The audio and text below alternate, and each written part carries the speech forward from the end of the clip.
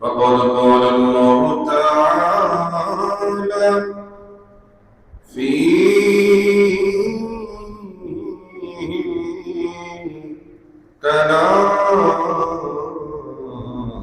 كلامه المجيد وفي فرقان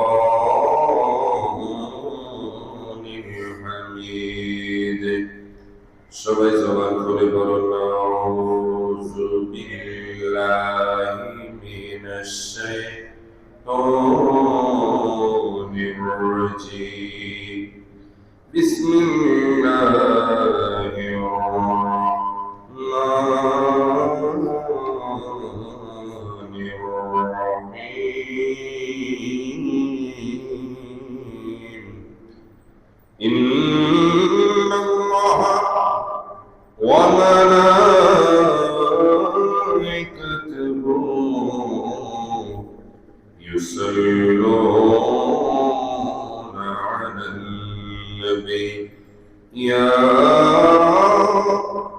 أيها الذين آمنوا صلوا عليه وسلموا تسليما اللهم صل على سيدنا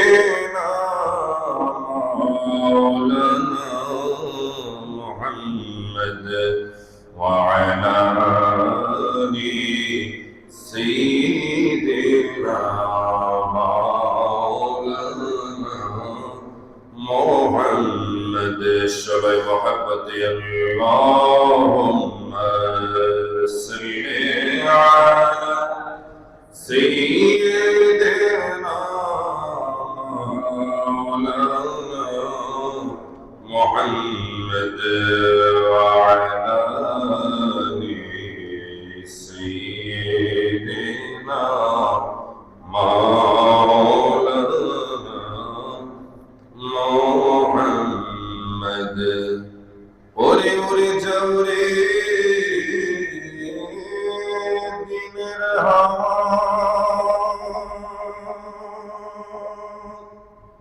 ওরে যাওরে মদিনা মোহাম্মদে বলেন ইয়া রাসূলুল্লাহ ওরে আশিকদের সালাম দিও নূর নবীর পাকড়াও যায় আল্লাহুম্মা সাল্লি আলা সাইয়্যিদিনা মাওলানা মুহাম্মদ ওয়া আলা আলি সাইয়্যিদিনা محمد لا إله সবাই লা ইলাহা লা জোরে লা ইলাহা আলা ইলাহা ইল্লাল্লাহ লা ইলাহা ইল্লাল্লাহ إلا الله لا إله إلا الله لا إله إلا الله لا إله إلا الله لا إله ওরে কত সুন্দর মদিনা আমরা মদিনা যাইতে পারলাম না হায়রে মনে চায় রিয়া যাইতাম মনে চায় রিয়া যাইতাম ওই যে সোনার মদিনা লা ইলাহা লা জোরে লা ইলাহা لا إله ইল্লাল্লাহু মুহাম্মাদুর রাসূলুল্লাহ সাল্লাল্লাহু তাআলা আলাইহি ওয়াসাল্লাম আসকুরিতি বলা সাবিনি মারহাবা। তুমি আমার মদিনায় নিবানি দয়াল নবীজি, তুমি আমার মদিনায় নিবানি, তুমি আমার মদিনায় নিবানি দয়াল নবীজি, তুমি আমার মদিনায় নিবানি। নবীজি আমি তোমার প্রেম ভিখারি, তুমি উম্মতের কান্ডারি, ওরে আমরা তোমার প্রেম ভিখারি, তুমি উম্মতের কান্ডারি, দেখা দাও চেহারা নূরানি দয়াল নবীজি, তুমি আমার মদিনায় নিবানি, তুমি আমার মদিনায় নিবানি দয়াল নবীজি, তুমি আমার মদিনায় নিবানি। নবীজি কত মানুষ যায় মদিনায়, ওরে আমরা কান্দি রাস্তায় রাস্তায়, ওরে মদিনার গান নীরবে শুনি দয়াল নবীজি, তুমি আমার মদিনায় নিবানি, তুমি আমার মদিনায় নিবানি দয়াল নবীজি, তুমি আমার মদিনায় নিবানি। মহব্বতে বলেন না ইয়া রাসূলুল্লাহ। আলহামদুলিল্লাহ ওয়া শুকরিল্লাহ ওয়া সালাতু ওয়া সালামু আলা রাসূলিল্লাহ। উপস্থিত সম্মানিত মুসল্লিয়ানে কেরাম, মুসল্লিয়ানে আযম, রব্বি বাজার যুবক ভাইয়েরা, মাসুম বাচ্চারা, এখন আল্লাহ পাকের মহান হুকুম পবিত্র জুমার নামাজ পড়তে আসা আল্লাহ পাকের প্রিয় বান্দারা, আসলে আমরা সর্বপ্রথম আল্লাহ সুবহানাহু ওয়া তাআলার দরবারে শুকরিয়া জ্ঞাপন করি যে মহান রব্বুল আলামিন আমাকে এবং আপনাদের সবাইকে অতীব দয়া করে মায়া করে যাচাই বাছাই করে আরবি 12 মাসের 11তম মাস, যে মাসটির নাম হচ্ছে জিলকদ মাস, বলেন সুবহানাল্লাহ। এই পবিত্র জিলকদ চাঁদে দ্বিতীয় জুমার নামাজ আদায় করার জন্য ঐতিহ্যবাহী এই নারায়ণগঞ্জ এই ফকিরতলায় কেন্দ্রীয় জামে মসজিদ যে আল্লাহ পাক আমাদেরকে কবুল করেছে, তাই আসুন আমরা সর্বপ্রথম মহান রব্বুল আলামিনের আলিশান সুবহান দরবারে হৃদয় নিগার সত্যকে আমি গণপতি উজাড় করে সমবেত ভাবে সমবেত কণ্ঠে একসাথে সিংহের মতো গর্জন করে চিল্লায় পড়ি আলহামদুলিল্লাহ। তার সাথে সাথে লক্ষ কোটি কোটি দরুদ ও সালাম নাজরানা ওই নবী নুরানি কদমে, যেই নবীজি আমাদেরকে ইবাদতের একটা মূল মগজ দিয়েছে, যে নবীজি আমাদের রিজিক বাড়ানোর একটা মন্ত্র আমাদেরকে শিখিয়েছে, হায়াত বাড়ানোর একটা ফর্মুলা আমাদেরকে শিখিয়েছে, এমনকি আল্লাহর পক্ষ থেকে যত বালা মুসিবত বান্দার জন্য আসে, যে বালা মুসিবত রুখে দেওয়ার মতো অস্ত্র আমাদেরকে শিখিয়েছে, সেই অস্ত্রটি হচ্ছে দোয়া। বলেন না সুবহানাল্লাহ। তাই আসুন আমরা আলোচনার প্রারম্ভে ওই নবীর নূরানি দরবারে ছোট্ট করি দরুদ ও সালামে নজরানা পেশ করি, শুকরি সম্মিলিত ভাবে উচ্চ কণ্ঠে বুলন্দ কণ্ঠে সিংহের মতো বলি সাল্লাল্লাহু তাআলা আলাইহি ওয়াসাল্লাম। সময় উপস্থিতি, আজকে আমাদের আলোচনার বিষয়বস্তু হচ্ছে আদ-দোয়া তথা দোয়া করা। দোয়া এটা আরবি শব্দ, কিন্তু এটা যদি বাংলা আমরা করি তাহলে বলতে গেলে দোয়া শব্দের অর্থ হচ্ছে ডাকা। বলেন না সুবহানাল্লাহ। দোয়া শব্দের অর্থ কি? ডাকা, আহ্বান করা, প্রার্থনা করা। কার কাছে? একটু জোরে বলেন, কার কাছে? ইনশাআল্লাহ? দোয়া হচ্ছে এমন একটা ইবাদত, বান্দা সরাসরি মাওলার সাথে কথা বলে, বান্দার দুঃখ সুখ, বান্দা যখন বিপদে পড়ে আল্লাহর কাছে সাহায্য চায়, বান্দা যখন সুখে থাকে আনন্দে থাকে তখন সে আল্লাহর দরবারে দোয়ার মাধ্যমে শুকরিয়া আদায় করে। বান্দা ইবাদতের জন্য, দুনিয়ার পার্থিব সকল কাজের জন্য মাওলার কাছে দোয়ার মাধ্যমে সাহায্য চায়, বলেন না সুবহানাল্লাহ। কেননা রব্বুল আলামিন মহাগ্রন্থ আল কোরআনে একাধিক জায়গায় দোয়া বিষয়ে আল্লাহ পাক আলোচনা করেছে। বিস্তারিত হয়তো আমরা বলতে পারবো না, কিন্তু আমরা মূল কথাগুলো আপনাদের সামনে পেশ করবো। আল্লাহ পাক যেন আমি গুনাহগার কি কোরআন ও হাদিস থেকে সঠিক তথ্যটা আপনাদের সামনে পেশ করা, পরিশেষে আমরা যারা সত্য রব্বুল আলামিন যেন আমল করার তৌফিক দান করে, সকলে বলেন আমিন। মহাগ্রন্থ আল কোরআনের অন্যতম সূরা সূরা মুমিন এর ৬০তম আয়াতে আল্লাহ তাআলা দোয়ার বিষয়ে কি সুন্দর করে বলতেছে। আল্লাহ পাক বলেন, ওয়া ক্বালা রাব্বুকুম উদউনি আস্তাজিব লাকুম। আল্লাহ তাআলা বলেন, বান্দারা রে, তোমরা আমি আল্লাহ পাকের নিকট দোয়া করো, আর আমি আল্লাহ তাআলা তোমাদের দোয়া কবুল করে নেব। বলেন না সুবহানাল্লাহ। দোয়া করার ঘোষণা কার? কিন্তু জোরে বলেন না, ঘোষণা কার? আল্লাহ আমাদেরকে দোয়া করার জন্য আদেশ দিতেছেন। শুধু তাই নয়, দোয়া করার পরে যে আল্লাহ তাআলা কবুল করবেন সেটারও আমার আল্লাহ প্রতিশ্রুতি দিয়েছেন। কিভাবে দোয়া করব রব্বুল আলামিন সেটাও আমাদেরকে সূরা আরাফের ৫৫ নম্বর আয়াতের মাধ্যমে আল্লাহ আমাদেরকে শিক্ষা দিলেন। রব্বুল আলামিন বললেন, উদউ রাব্বাকুম তাদাররুআন ওয়া খুফিয়াত ইন্নাহু লা ইউহিব্বুল মুআতাদিন।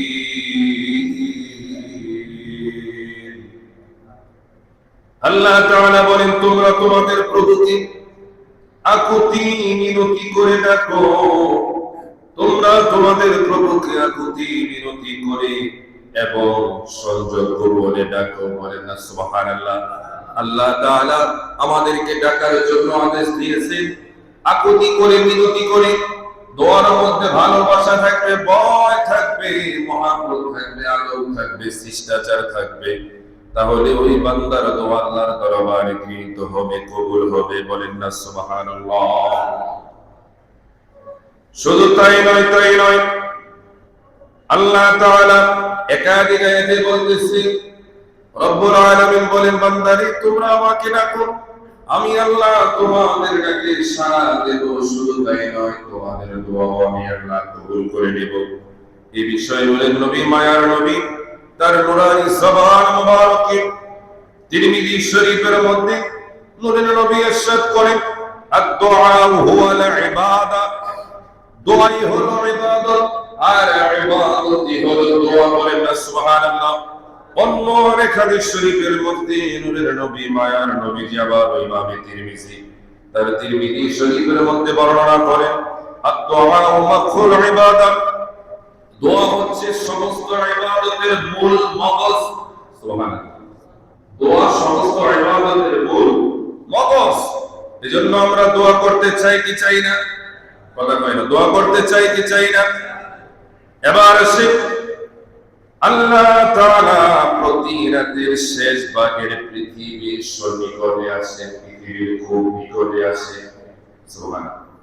আল্লাহ বছরে প্রতিদিন প্রতি রাতের শেষ ভাগে আল্লাহ তাআলা পৃথিবীর খুব নিকটে আসেন। বলেন না সুবহানাল্লাহ। এসে আমার আল্লাহ কি বলেন? রব্বুল আলামিন প্রতি রাতের শেষ ভাগে পৃথিবীর সন্নিকটে আসমানে তাশরীফ নিয়ে আমার আল্লাহ তাআলা তার প্রিয় বান্দাদেরকে আহ্বান করতে থাকে আর বলতে থাকে, মাইয়াদউনি ফাআস্তাজিব লাহু। হে আমার বান্দারা, তোমরা আমি আল্লাহ পাকের কাছে দোয়া করো, আর আমি আল্লাহ তোমাদের দোয়া কবুল করে নেব। বলেন না সুবহানাল্লাহ। আল্লাহ তাআলা আরো বলেন, মাইয়াসআলুনি ফাউতি উ'তি ফাউ'তিয়াহু। শুধু তাই নয়, রব্বুল আলামিন বললেন, বান্দারে তোমরা আমার নিকট চাও, তোমাদের যার যাবতীয় যা কিছু প্রয়োজন আমি আল্লাহ পাকের কাছে চা বান্দা, আমি আল্লাহ তোমাদের চাওয়াগুলো পূরণ করে দেব। শুধু তাই নয়, আল্লাহ আরো বলতে থাকে, মাইয়াস্তাগফিরুনি ফাআগফির লাহু। শুধু তাই নয় বান্দারে, তোমরা আমি আল্লাহ তাআলার দরবারে ক্ষমা চাও, কেননা আমি আল্লাহ তোমাদেরকে ক্ষমা করার জন্য এসেছি, ডাকতেছি বান্দা তুমি যদি আমি আল্লাহ পাকের কাছে ক্ষমা চাও, আর আমি আল্লাহ তোমাদেরকে ক্ষমা করে দেব। আল্লাহ প্রথম আসমানের সন্নিকটে এসে তিনটা বিষয় আমাদেরকে অবগত করেন। সবাই বলেন কয়টা বিষয়? তিনটা বিষয়। এক নাম্বার বিষয় হচ্ছে আমার আল্লাহ বলেন, বান্দারে তোমরা আমি আল্লাহ পাকের কাছে দোয়া করো, দোয়া কবুল করব। আমি আল্লাহ তাআলার কাছে চাও, তোমাদের চাওয়াগুলো পূরণ করব। আমি আল্লাহ তাআলার কাছে ক্ষমা চাও, আমি আল্লাহ তাআলা তোমাদেরকে ক্ষমা করে দেব। আমরা চাই কি চাই না? কথা কয় না, চাই কি চাই না? এই ঘোষণাটা আমার আল্লাহ তাআলা তাহাজ্জুদের সময় ফজরের আগে আমার আল্লাহ তাআলা ডাকতে থাকি, আর বান্দাদেরকে বলতে থাকে, বান্দারে ও বান্দা, ও আমার বান্দারা আরামের ঘুমকে হারাম করে দে, বিছানাকে ছাড়, একটু আমি আল্লাহর জন্য একটু দাঁড়িয়ে যা। আর আমি আল্লাহ তাআলাকে খুশি করে যখন দুইটা হাত তুলবি বান্দা, তুই হাত তুলে চাইতে দেরি আমি আল্লাহ কবুল করতে দেরি করব না। এবার আসেন নূরের নবী, মায়ার নবীজির প্রিয় সাহাবী হযরতে আবু হুরায়রা রাদিয়াল্লাহু তাআলা আনহু, তিনি বলেন, যে ব্যক্তি আল্লাহ তাআলার নিকট দোয়া করে না, ওই বান্দার নিকট আমার আল্লাহ তাআলা অসন্তুষ্ট হন। জোরে বলেন নাউযুবিল্লাহ। আল্লাহ তাআলার সন্তুষ্টি আমরা চাই কি চাই না? সন্তুষ্টি চাই না অসন্তুষ্টি চাই? সন্তুষ্টি চাই। তাইলে দোয়া করতে হবে। কি করতে হবে? দোয়া করতে হবে। বলেন না সুবহানাল্লাহ। দোয়া হচ্ছে, নবীজি বলেন, এই জমিনে মুমিনের সবচেয়ে বড় হাতিয়ার, ওই হাতিয়ারের নাম হচ্ছে দোয়া। সুবহানাল্লাহ। মুমিনের সবচেয়ে বড় হাতিয়ার, হাতিয়ারের নাম কি? দোয়া। নবীজি বলেন, উম্মতেরা রে, আকসিরু দুআই ফাইন্না দুআ ইয়ারুদ্দু ওযাউ মুবরামি। নবীজি বললেন, উম্মতেরা তোমরা বেশি বেশি আল্লাহ পাকের দরবারে তোমরা দোয়া করো, কেননা দোয়া দ্বারা তোমাদের চূড়ান্ত তকদীর প্রত্যাখ্যান করা হয়। তথা আল্লাহর পক্ষ থেকে যদি তোমাদের নিকট কোনো বালা মুসিবত আসে, ওই বালা মুসিবত দোয়ার মাধ্যমে আমার আল্লাহ তাআলা প্রত্যাখ্যান করে দেয়। বলেন না সুবহানাল্লাহ। দোয়ার মাধ্যমে তকদীর পরিবর্তন হয়ে যায়, নসিব ভালো হয়ে যায়, বালা মুসিবত দূর হয়ে যায়। বলেন না সুবহানাল্লাহ। যাদের দোয়া কবুল হয়, প্রশ্ন আসতে পারে, হুজুর কাদের দোয়া কবুল হয়? মুহাদ্দিসিনে কেরামগণ, মুফাসসিরিনে কেরামগণ কোরআন ও হাদিস থেকে অ্যানালাইসিস করে তারা আমাদেরকে মেসেজ দেন, জমিনে যে বান্দাগুলোর দোয়া কবুল হয়, এই বান্দাগুলোর মধ্যে এক নাম্বার হচ্ছে যারা মুত্তাকি। বলে সুবহানাল্লাহ। দুই নাম্বার হচ্ছে যারা নেককার। দুই নাম্বার কারা? যারা। তিন নাম্বার হচ্ছে যারা পরহেজগার। চার নাম্বার হচ্ছে যারা জমিনে হালাল রিজিক ভক্ষণকারী। পাঁচ নাম্বার হচ্ছে সুন্নতের অনুসারী। আর ছয় নাম্বার হচ্ছে মুমিন বান্দা যখন বার্ধক্যজনিত অবস্থায় পড়ে যায়, যখন তার বয়স হয়ে যায়, ওই অবস্থায় যদি তার ঈমান থাকে, ঈমান অবস্থায় আমার আল্লাহর দরবারে দোয়া করলে আমার আল্লাহ ওই বান্দার দোয়া কবুল করে নেন। শুধু তাই নয়, মুসলিমের দোয়া আমার আল্লাহ তাআলা কবুল করে। ফকি আবুল আইস সামারকান্দি তার তামবিউল গাফিলিনের 252 পৃষ্ঠার মধ্যে তিনি বলেন, নূরের নবী মায়ার নবীজি বলেছেন, উম্মতেরা রে, তিন শ্রেণী ব্যক্তির দোয়া আমার আল্লাহ তাআলার দরবারে করতে দেরি, ওই দোয়া আমার আল্লাহ কবুল করতে দেরি করে না। কয় শ্রেণী? কয় শ্রেণী? তিন শ্রেণী। জোরে বলেন না সুবহানাল্লাহ। এক নম্বরে নবীজি বললেন, উম্মতেরা, যেই তিন শ্রেণীর দোয়া আমার আল্লাহ প্রত্যাখ্যান করে না, কবুল করে নেয়, ওই তিন শ্রেণীর মধ্যে এক নাম্বার হচ্ছে যখন রোজাদারেরা সারাদিন রোজা পালন করে ইফতারির আগ মুহূর্তে যখন সে দোয়া করে, যতক্ষণ সে ইফতারি করে না ততক্ষণ দোয়া করবে আর আমার আল্লাহ তার দোয়া কবুল করে দিবে। দুই নাম্বার হচ্ছে মজলুমের দোয়া। কার দোয়া? মজলুমের দোয়া। মজলুমের দোয়া আমার আল্লাহ তাআলা কবুল করে নেন। নবীজি বলেন, মজলুম যদি গুনাহগার হয়, নাফরমান হয়, জমিনের মধ্যে যদি পাপিষ্ট হয়, তারপরও যদি অন্যায়ভাবে যদি সে জুলুমের শিকার হয়, ওই মজলুমের দোয়া আমার আল্লাহ কবুল করে নেন। বলেন না সুবহানাল্লাহ। তাহলে তিন নাম্বার হচ্ছে মুসাফিরের দোয়া। মুসাফির যতক্ষণ সফরে থাকবে, ঘরে ফিরে আসার আগ পর্যন্ত মুসাফিরের দোয়া কবুল করে নেবে আল্লাহ সুবহানাহু। তাইলে তিন শ্রেণীর দোয়া আমার আল্লাহ তাআলা দ্রুত কবুল করেন, যাদের দোয়া প্রত্যাখ্যান হয় না। তার মধ্যে একটি হচ্ছে যারা সারাদিন রোজা রেখে ইফতারির আগ মুহূর্তে দোয়া করবে, তথা রোজাদারদের দোয়া, মজলুমের দোয়া, মুসাফিরের দোয়া। বলেন না সুবহানাল্লাহ। এবার আসেন দোয়া কবুলের আদব কি, দোয়া কবুলের শর্ত কি। নূরের নবী, মায়ার নবীজি, প্রিয় সাহাবী হযরতে ইবনে মাসউদ রাদিয়াল্লাহু তাআলা আনহু থেকে বর্ণিত, তিনি বলেন, নূরের নবী, মায়ার নবীজি আমাদেরকে মেসেজ দিলেন, ঘোষণা দিলেন, ইরশাদ করলেন, উম্মতেরা, কোন ব্যক্তি যখন দোয়া করার ইচ্ছা পোষণ করে, সে যেন সর্বপ্রথম দোয়াতে আমার আল্লাহ তাআলার প্রশংসা করে। তো জোরে বলেন সুবহানাল্লাহ। দোয়া কবুলের শর্ত, দোয়ার আদব হচ্ছে, দোয়া যখন বান্দা করবে, হাত তুলবে, হাতটা কতটুকু পর্যন্ত তুলবে আমার আল্লাহ তাআলার প্রিয় নবী সেটাও নির্দেশনা দিয়ে দিয়েছে। সাহাবীরা বলে, ও নবীর উম্মতেরা, আমার নবীজি চেহারা দাড়ি মোবারকের উপরে তথা চেহারা মোবারকের কাছাকাছি আমার নবীজি দু হাত তুলতেন। বলেন না সুবহানাল্লাহ। শুধু তাই নয়, নবীজি দোয়া করার পরে, দোয়া শেষ হওয়ার পরে নবীজির নুরানি হাত মোবারক চেহারা মোবারকের মধ্যে নবীজি মাসে করতেন, যা ছিল আমাদের জন্য সবচাইতে বড় শিক্ষা এবং আদব। বলেন সুবহানাল্লাহ। নবীজি জানিয়ে দিলেন, উম্মতেরা, দোয়া করার আদব এবং কবুলের শর্ত হচ্ছে, এক নম্বরে যখন বান্দা দোয়া করবে, হাত তুলে দোয়া করার পরে ওই বান্দা সর্বপ্রথম দোয়াতে আমার আল্লাহ পাকের প্রশংসা করবে। দুই নাম্বার হচ্ছে প্রিয় নবীজি সাল্লাল্লাহু তাআলা আলাইহি ওয়াসাল্লামের প্রশংসা এবং নবীজির উপরে দুরূদ ও সালাম প্রেরণ করবে, দুরূদ শরীফ পাঠাবে, দুরূদের হাদিয়া নাজরানা পাঠাবে। সুবহানাল্লাহ। তাহলে এক নাম্বার দোয়ার মধ্যে প্রশংসা কার? আল্লাহ, পরে নবীজি, পরে কথা বলা, পরে কার?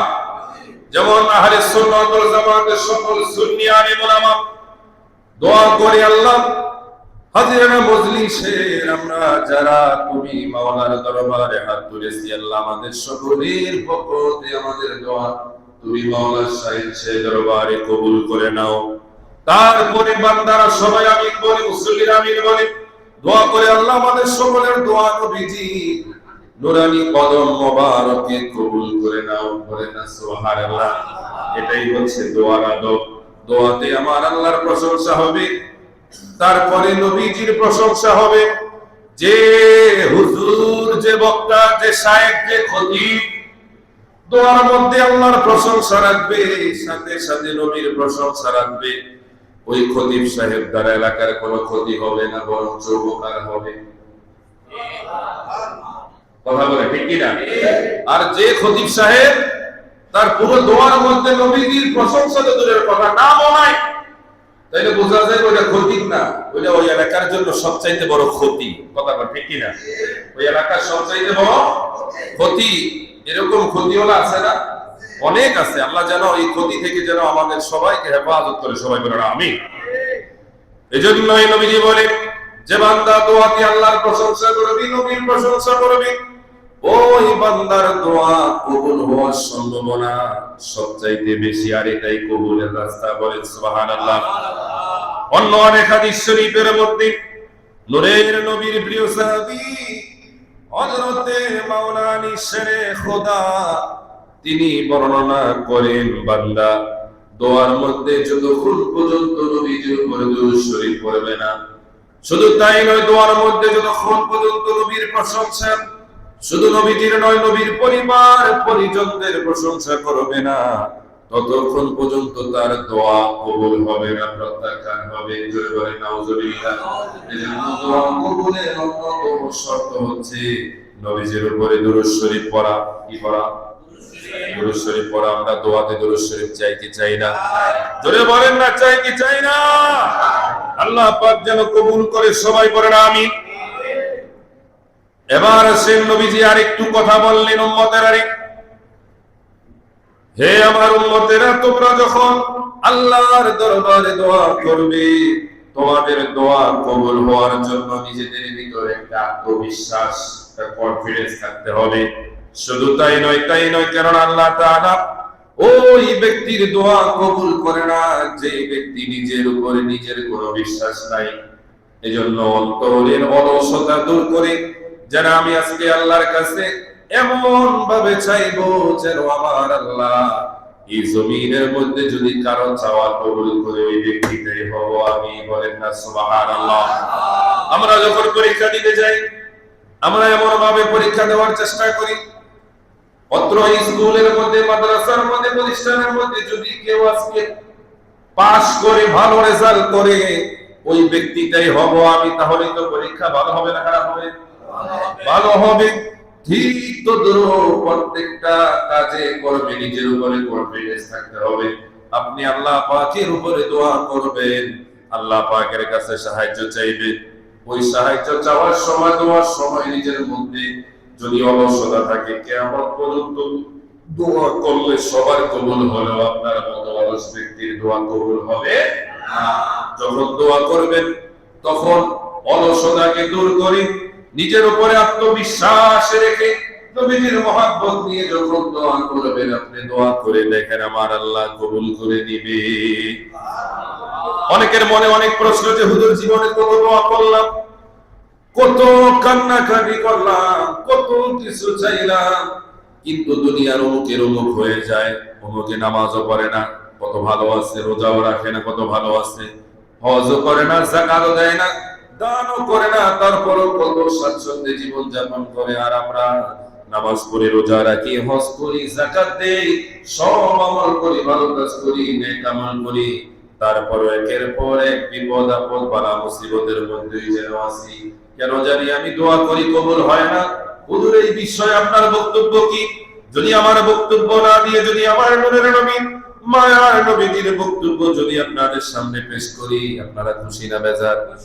খুশি। তাহলে শুনুন, আমার নবীজির প্রিয় সাহাবী হযরত আবু সাঈদ খুদরি রাদিয়াল্লাহু তাআলা আনহু থেকে বর্ণিত, তিনি বলেন, নূরের নবী মায়ার নবী ইরশাদ করেন, কোন মুসলমান যখন আল্লাহ পাকের দরবারে হাত তুলে দোয়া করে, যে দোয়ার মধ্যে কোনো গুনাহের কোনো চাওয়া থাকে না, কোনো অন্যায় চাওয়া থাকে না, আত্মীয়তার সম্পর্ক ছিঁড়ে কোনো চাওয়া পাওয়া থাকে না, ওই বান্দাকে আমার আল্লাহ তার দোয়ার দ্বারা তিনটা বস্তু যে কোনো একটা দান করে দেন। বলেন না সুবহানাল্লাহ। কয়টা বস্তু? তিনটা বস্তু থেকে যে কোনো একটা বস্তু তাকে দিয়ে দেন। হয়তো তৎক্ষণাৎ তিনটার মধ্যে এক নাম্বার হবে, হয়তো তৎক্ষণাৎ তার দোয়াটা আমার আল্লাহ কবুল করে নেবেন। বলেন না সুবহানাল্লাহ। তিনটা বস্তুর মধ্যে এক নাম্বার কি? হয়তো তৎক্ষণাৎ তার দোয়াটা কবুল করে নেবেন। যদি এমন না হয়, যদি কবুল না হয় আমার আল্লাহ তাআলা তার ওই দোয়াটা পরকালের জন্য নিজের কাছে মওজুদ রাখবেন। যদি সেটা না হয় আমার আল্লাহ তাআলা তার এই দোয়ার মাধ্যমে দুনিয়ার এই জমিনে আল্লাহর পক্ষ থেকে তার উপরে যত বালা মুসিবত ছিল ওই দোয়ার মাধ্যমে আমার আল্লাহ তার বালা মুসিবত দূর করে দিবে। এজন্যই সাহাবায়ে কেরামগণ বললেন, তাহলে তো ইয়া রাসূলুল্লাহ, ইয়া হাবিবাল্লাহ, জমিনে আমরা বেশি বেশি দোয়া করব, একটা না একটা তো হবে। নবীজি বললেন, তোমরা যত দোয়া করো তোমরা মনে করো না আমার আল্লাহ কবুল করে না, এই তিনটার যে কোনো একটা প্রত্যেকটা বান্দার জন্য নির্ধারিত রয়েছে। আর তোমরা যত বেশি দোয়া করো মনে রাখবে আমার আল্লাহ অধিক বান্দার দোয়া কবুলকারী। অন্য আরেক রিওয়ায়াতের মধ্যে রয়েছে, বান্দা যখন কিয়ামতের দিন তার নেক আমলের দিকে তাকাবে, নেক আমলের দিকে তাকিয়ে ওই বান্দা নিজেই পাগল হয়ে যাবে, নিজে আশ্চর্য হয়ে যাবে, আর আল্লাহর দরবারে ফরিয়াদ করবে, আল্লাহ আমি কি জীবনে দুনিয়ার জমিনে এত নেক আমল করেছি আমার তো মনে পড়ে না, আমি কখন এই নেক আমলগুলো করলাম। আল্লাহ বলে, বান্দারে তুমি যখন জমিনে আমি আল্লাহ পাকের কাছে তুমি দোয়া করেছিলে, তোমার ওই দোয়ার একাংশকে আমি আল্লাহ পরকালের জন্য রেখে দিয়েছি, আর একাংশ জমিনে কবুল করেছি। ওই বান্দা চিৎকার দিয়ে বলবে, আল্লাহ এমন যদি হতো, যদি জমিনের দোয়া যদি আপনি কবুল না করে পুরো দোয়া এই কবুলের অংশটা যদি আখিরাতের জন্য জমা করে রাখতেন, তাহলে আজকে আমি বান্দার সব চাইতে বেশি উপকার হয়ে যেত। বলেন না আল্লাহু আকবার। তাহলে বান্দা যখন জমিনে দোয়া করে তাকে আল্লাহর পক্ষ থেকে কয়টা বস্তু দেওয়া হয়? তিনটা। হয়তো তৎক্ষণাৎ আপনার দোয়া কবুল হবে না হয়, ওই দোয়াটা মজুদ করে আল্লাহ আপনার জন্য পরকালে রাখবেন। যদি সেটাও না হয় দুনিয়ার জমিনে ওই দোয়ার মাধ্যমে আপনার উপর থেকে বালা মুসিবত গুলো দূর করে দিবে। বলেন না সুবহানাল্লাহ। এবার প্রশ্ন আসতে পারে, হুজুর সব মানলাম শুনলাম, দোয়া কবুল হওয়ার শর্ত জানলাম, আল্লাহ দোয়া করার জন্য আদেশ দিয়েছে সেটাও জানলাম, কিন্তু কোন সময়ের দোয়াটা সবচাইতে বেশি কবুল হয়?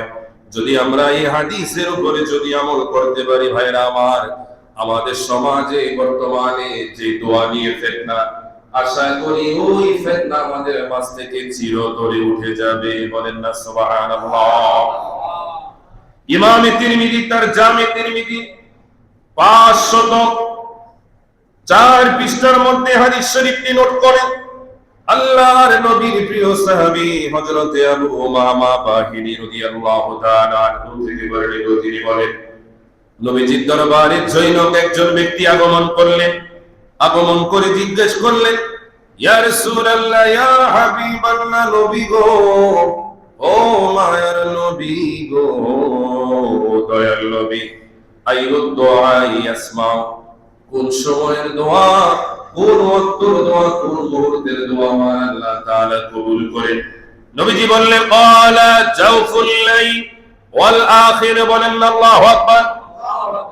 নূরের নবী মায়ার নবীজি বলেন, উম্মতেরা রে, বান্দা যখন গভীর রাত্রে আরামের গুণকে হারাম করে যখন মাওলাকে খুশি করে যখন হাত তুলে দোয়া করে, আমার আল্লাহ ওই বান্দার দোয়া কবুল করে নেন।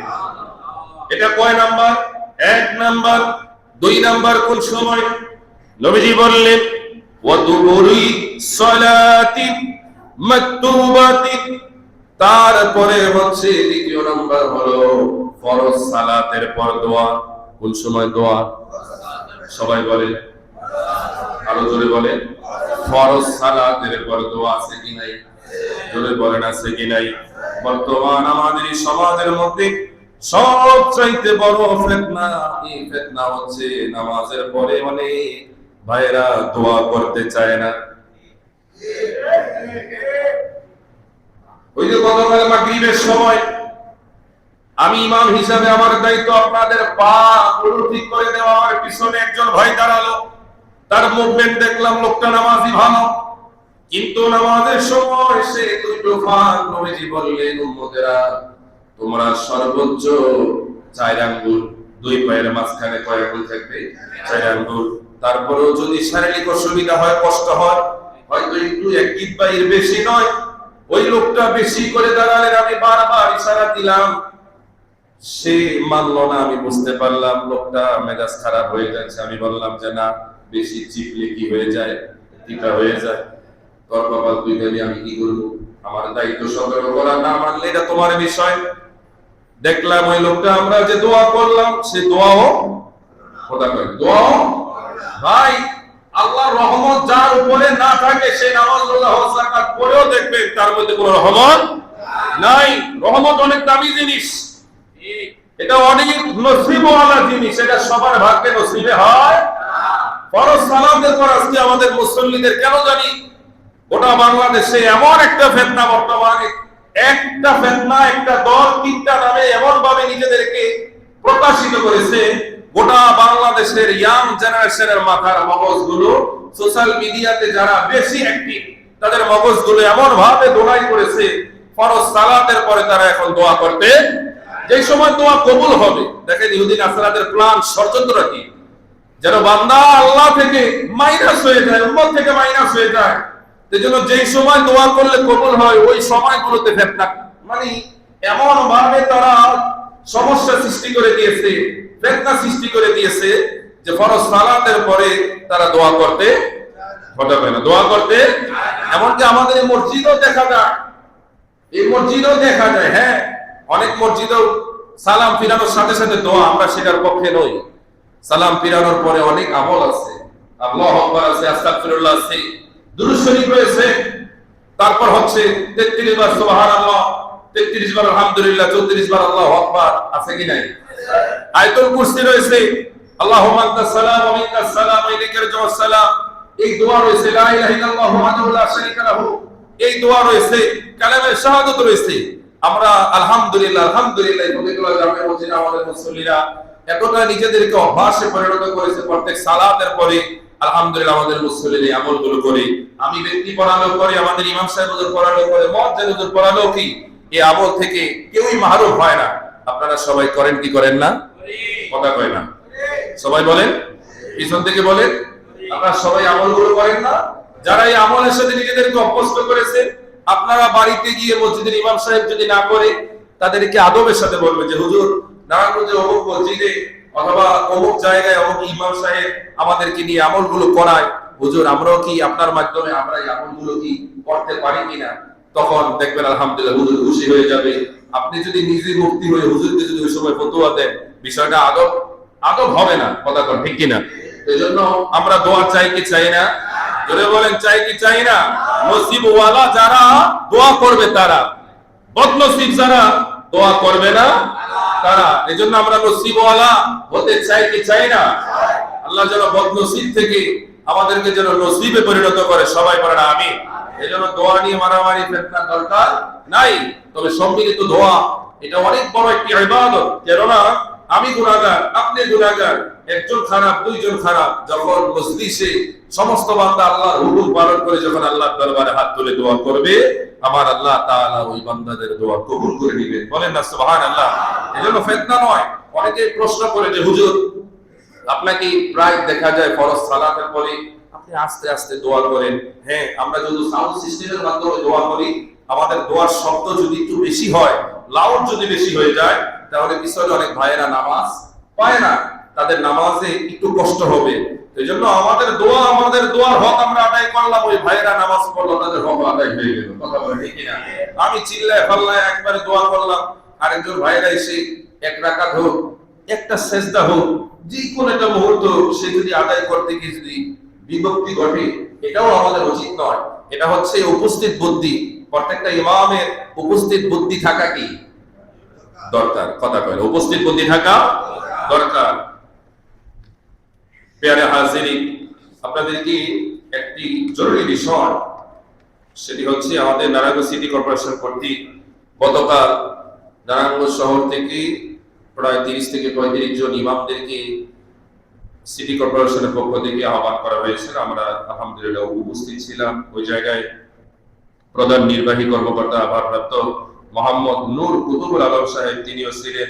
জেলা প্রশাসক থাকার কথা ছিল, তিনি উপস্থিত থাকতে পারেনি। তো ওই জায়গায় আমাদের কি একটি জরুরি বিষয়ে আমাদেরকে সতর্ক করার জন্য, আমাদের মাধ্যমে আপনাদেরকে সতর্ক করার জন্য আহ্বান জানিয়েছেন। সেটি হচ্ছে বর্তমানে সারা বাংলাদেশে ভয়াবহ একটি ভাইরাস, সেটা হচ্ছে আমাদের ছোট ছোট সোনামণি যারা তথা পৃথিবীতে আগমনের পর থেকে একদিনের বাচ্চা থেকে শুরু করে প্রাক প্রাথমিক পর্যন্ত অথবা সর্বোচ্চ 5 বছর পর্যন্ত হাম এবং রুবেলা সারা বাংলাদেশে 250 থেকে 300 শিশু এই রোগের ঠিকমতো চিকিৎসা না পেয়ে তারা মারা গিয়েছে। কথা ঠিক কিনা?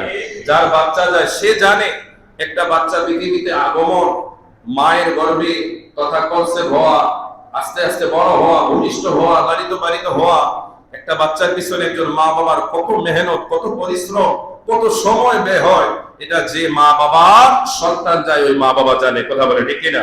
এজন্য রুবেলা সম্পর্কে আসলে আল্লাহ তাআলা মহাগ্রন্থ আল কোরআনে এই বিষয়ে আমি 2 মিনিটে শেষ করে দিই। সূরা বাকারার 195 নম্বর আয়াতে আল্লাহ পাক বলেন, ওয়ালা তাকতুলু ওয়ালা তুলকু বিআইদিকুম ইলা তাহলুকা, তোমরা নিজেদেরকে ধ্বংসের দিকে তথা নিক্ষেপ করো না। তোমরা নিজেদেরকে কোন দিকে? ধ্বংসের দিকে নিক্ষেপ করো না। অন্য আয়াতে আল্লাহ তাআলা বলেন, ওমান নাহিয়াহা ফাকান্নামা আহইয়ান নাস জামিআ, এটা 6 পারার 12 পৃষ্ঠার মধ্যে রয়েছে, সূরা মাইদার 32 নম্বর আয়াত। আল্লাহ তাআলা বলতেছেন যে একজন মানুষের জীবন রক্ষা করলো, সে যেন গোটা মানুষের জীবন রক্ষা করলো। আবার যে একজন মানুষকে হত্যা করলো, সে যেন পৃথিবীর সবাইকে কি করলো? হত্যা করলো। এজন্য আমরা হত্যাকারী হতে চাই না, জীবন রক্ষাকারী হতে চাই? রক্ষাকারী হতে চাই। মা অপরের আশেপাশে যারা রয়েছেন, আপনারা যারা শুনতেছেন, আপনাদেরকে অনুরোধ থাকবে আপনারা আপনাদের সন্তানের বিষয়ে একটু সতর্ক হন, একটু সতর্ক হন। কেননা চিকিৎসা এটা আমার আল্লাহ এবং তার রাসূলের নির্দেশ। যেন সুনানে আবু দাউদ, জামিউ তিরমিজি এবং ইবনে মাজাহ শরীফ, মুসনাদে আহমদ ইবনে হাম্বলের মধ্যেও রয়েছে। আল্লাহর নবীজি বলতেছেন যে হে আমার, আল্লাহ তাআলা বলতেছেন, নবীজি বর্ণনা করেন, উম্মতেরা, হে আল্লাহর বান্দারা, হে আমার উম্মতেরা, তোমরা চিকিৎসা গ্রহণ করো। তোমরা কথা কয় না, তোমরা চিকিৎসা গ্রহণ করো। কেননা জমিনে আল্লাহ এমন কোন রোগ দেয়নি যার চিকিৎসা আমার আল্লাহ দেয়নি। সুবহানাল্লাহ বলবেন না? জমিনে আল্লাহ এমন কোন রোগ দেয়নি যার চিকিৎসা নাই। অনেকে বলতে বলতে হুজুর তো অমুক রোগে মারা গেল, সে পরিপূর্ণ চিকিৎসাটা পায় নাই, হয়তো নিজে করেনি, অর্থের কারণে করাতে পারেনি, আছে কি নাই? তারপরও পরিশেষে একটা হায়াতের একটা নির্দিষ্ট বাজেট আছে কি নাই? এই জন্য হাম এবং রুবেলা এটা ভয়াবহ বর্তমানে, এটা খুব পার্শ্ব থেকে এটা অনেক ভয়াবহতা। এই বিষয়ে বলতে গেলে শিশুদের মারাত্মক রোগ থেকে এই টিকাটা, এই হাম এবং রুবেলা থেকে বাঁচার জন্য আমাদের মাননীয় বর্তমান সরকার আমাদের শিশুদের জন্য একটা টিকার ব্যবস্থা করেছে। কিসের ব্যবস্থা করেছে? টিকার। এই জন্য আমরা যারা সচেতন গার্ডিয়ান আছি, আমাদের ছোট ছোট সোনামণি যারা আছে, তাদেরকে যেন আমরা সঠিক সময় সেই টিকা যেন আমরা দিতে পারি, আমরা চাই না। তারপরও আমি ওই সময় আমাদের যিনি আহ্বান করেছিলেন, আমাদের সিটি কর্পোরেশনের প্রধান নির্বাহী কর্মকর্তার কাছে একটা বিষয় প্রস্তাব করেছিলাম যে স্যার, আমরা যারা ইমাম সাহেব আছি, আমরা ফজরের নামাজের পরে আমরা একটু হাঁটাহাঁটি করি। কথা বল ঠিক কিনা? শহরে তো মাঠ নাই, রাস্তাঘাট বেশি, তো আমরা যখন হাঁটাহাঁটি করি, আমরা ফজরের পরে শহরটাকে একটা সুন্দর পরিবেশ চাই, আবর্জনা, ময়লা, দুর্গন্ধ মুক্ত চাই। কিন্তু সারা বাংলাদেশের বিভিন্ন সিটিগুলোতে ব্যবস্থাটা আছে, আমাদের নারায়ণগঞ্জে কেন হয় না? সকালে ফজরের পরে যে পরিবেশ, 12টার যে পরিবেশ, বিকালের যে পরিবেশ, রাত্রে একই পরিবেশ, কোনো পার্থক্য আরে কথা বলে। অনেকে কইবে হুজুর আমি কেমনে ঘুম, আমি তো ফজরের নামাজই পড়ি না। কথা সত্য না মিথ্যা? আবার কয় হুজুর মাঝে মাঝে পড়লো ডাইনে ভাই তো সাওয়ার সুযোগ নেই, আবার জায়গা ঘুমাইতে জায়গা। কথা কয় ঠিক কিনা? এত সময় আসেনি না ভাইয়েরা আমার, ফজরের নামাজ পড়বে, সকালের আবহাওয়াটা শরীরে লাগাবে, হাজারো মেডিসিন ওই আবহাওয়ার কাছে হার মেরে যাবে। কথা বলে ঠিক কিনা? তখন জেলা পরিষদ শুনে খুশি হলেন, বললেন আসলে আমাদের নারায়ণগঞ্জে প্রায় 1150 থেকে 1200 যারা এই পরিষ্কার পরিচ্ছন্নতার দায়িত্বে নিয়োজিত আছে তাদেরকে নির্দেশনা দেওয়া আছে, কিন্তু তারা এমন ভাবে ইউনিট নিজেদেরকে এমন ভাবে তারা আবদ্ধ করে রেখেছে, আমরা শত চেষ্টা করার পরও পারতেছি না। তারপর আমরা চেষ্টা করতেছি, দোয়া করবো আমরা যেন নারায়ণগঞ্জে সুন্দর একটা মানে গুছানো পরিষ্কার পরিচ্ছন্ন যেন শহর উপহার দিতে পারি। আমরা চাই কি চাই না?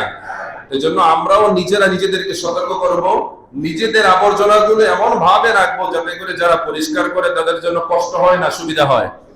কথা কয় না? আমরাও কিন্তু পরিশেষে কম, কথা আমরাও কিন্তু কম না। দেশ পরিষ্কারের জন্য যদি আমরা একটু সহযোগিতা করি, পরিচ্ছন্ন কর্মীদের জন্য আরেকটু সহজ হবে। কথা বল ঠিক কিনা? সবাই মিলে যদি আমরা চাই, ইনশাআল্লাহ দেশ পরিবর্তন হবে। হবে কি হবে না? আল্লাহ পাক যেন কবুল করে, সবাই বলেন আমিন। একটু মহব্বতে বলেন না আমিন। ওয়া আখির দাওয়ানা আলহামদুলিল্লাহি রাব্বিল আলামিন। আমরা যারা পড়ে